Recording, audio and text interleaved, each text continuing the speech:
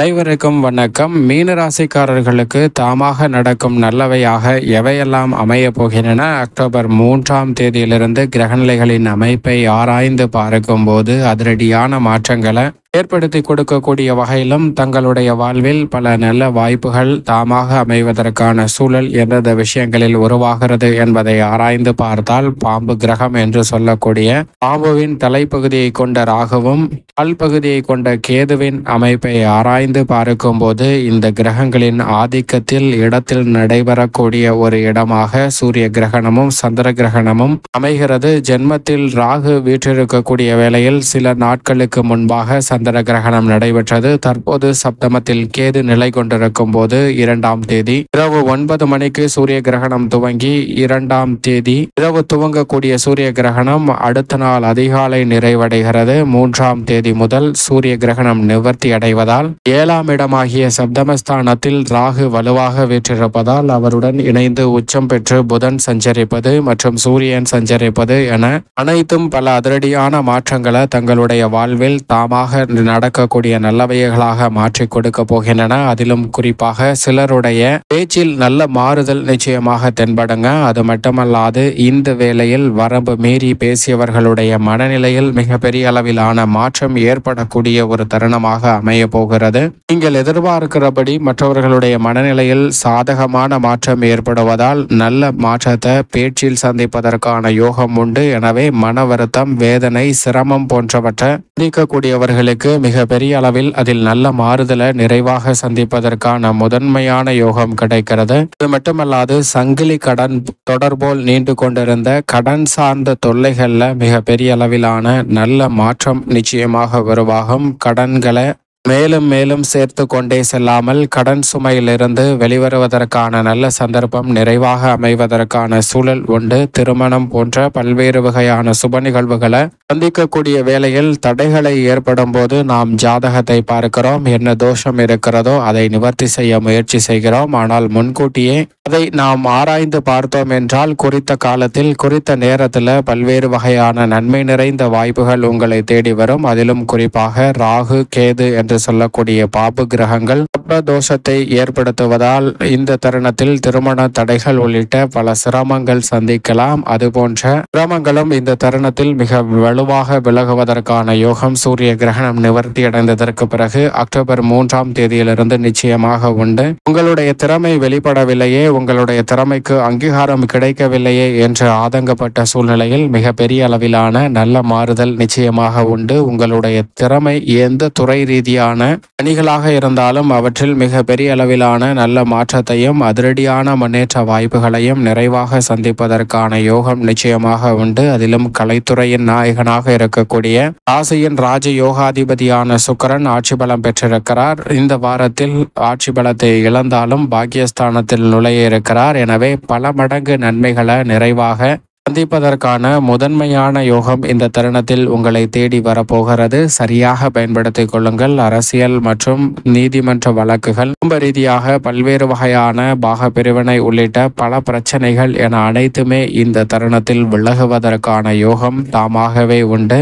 உடல்நல ஆரோக்கியம் சார்ந்த விஷயங்களில் திருப்திகரமான சூழல் கிடைப்பதற்கான முதன்மையான யோகமும் தனுசு ராசிக்காரர்களுக்கு நிறைவாக கிடைக்கிறதுங்க. எனவே சரியாக பயன்படுத்திக் கொள்ளுங்கள். அது மட்டுமல்லாது பல்வேறு வகையான கவலை நிறைந்த சிரமங்கள் இந்த தருணத்தில் மாற்றத்திற்குள்ளாகும். உதாரணமாக ஒரு மாமியார் மருமகள் இருக்கின்றனர். அவர்களுக்கிடையே பிரச்சனை தினம் தினம் ஒரு போராக இருக்கிறது. அதிலும் குறிப்பாக மாமியார் தன் மகனை மருமகள் பிரித்து சென்று விடுவாளோ என்ற ஆதங்கத்தை தினம் தினம் வெளிப்படுத்துகிறார். எனவே மருமகளும் அதற்கு பதிலாக ஆதங்கத்தை வெளிப்படுத்தும் போது இருவரிடமும் பெரிய அளவில் ஒற்றுமை இல்லை.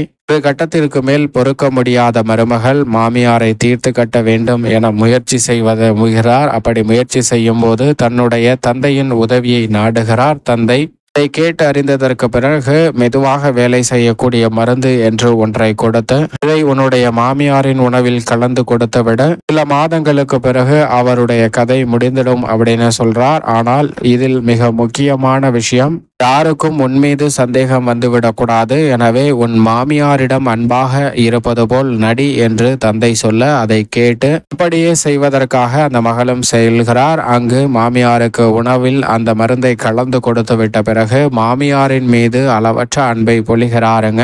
அந்த மருமகள் அப்படி செய்வதை பார்த்த மாமியார் சில தினங்களுக்குள்ளே அவருடைய மனநிலையில் தாமாக மாற்றம் ஏற்படுகிறது. தன் மீது இவ்வளவு அன்பு காட்டுகிறாரே, இவளை நாம் வெறுப்பாக பேசுகிறோமோ என்று மாமியாரும் பதிலுக்கு மருமகள் மீது அன்பு செலுத்துகிறாருங்க. சில நாட்களுக்குள்ளே இவர்களுக்கிடையே இருந்த போர் முடிந்து மகிழ்ச்சி நிலவுகிறது. சில மாதத்தில் இருவரும் பிரிக்க முடியாத நண்பர்கள் போல் மாறிவிடுகின்றனர். இதை உணர்ந்த அந்த மருமகள் தன் தந்தையிடம் விரைவாக சென்று, என் மாமியார் இல்லை என்றால் என்னால் இருக்க முடியாது, உடனடியாக அதற்கான மாற்று மருந்தை கொடுங்க அப்படின்னு கேட்கிறா. அதை கேட்டவுடன் தந்தை, நான் உன்னிடம் கொடுத்தது மருந்தே அல்ல, அது வெறும் தண்ணி தான் என்று சொல்கிறாருங்க.